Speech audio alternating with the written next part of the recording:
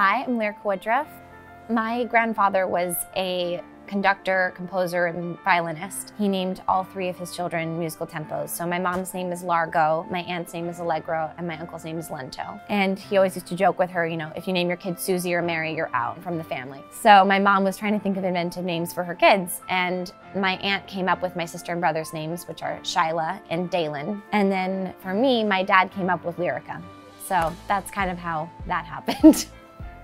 My older sister, Shyla, she was a dancer, so she was training all day, every day. We actually joke that I was born at the ballet studio because after my mom gave birth, she took me from the hospital to pick up my sister at ballet class. So I was born there. My sister is 8 years older than me, so I just grew up in a very monkey see, monkey do sort of atmosphere. And that's kind of how it began, and I just fell in love with it. I couldn't watch enough ballet videos. My mom would put that on while she was cooking dinner. That's what I watched. I didn't watch real TV. And that's why when people would ask me, even to this day, when they're like, who's your favorite celebrity? I didn't have normal celebrities. I was like, Natalia Makarova, you know, Baryshnikov.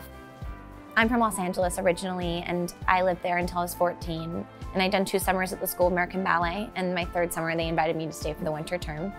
And so my parents up and moved with me, and I moved to New York. Lincoln Center was my home. I ended up auditioning for the workshop of Little Dancer, which is now called Marie. It was the very first thing I ever auditioned for, and that was my intro to Broadway. Up until then, I was so in the ballet world mindset, and then once I did a musical theater show, I thought, oh, this is what a family feels like.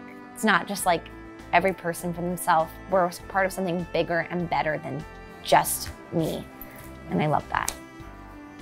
I can't imagine doing anything else anymore, truly. People always ask me like, do you want to go back to the ballet world? And I'm like, it's so great for so many people. And I just don't think I'm one of them.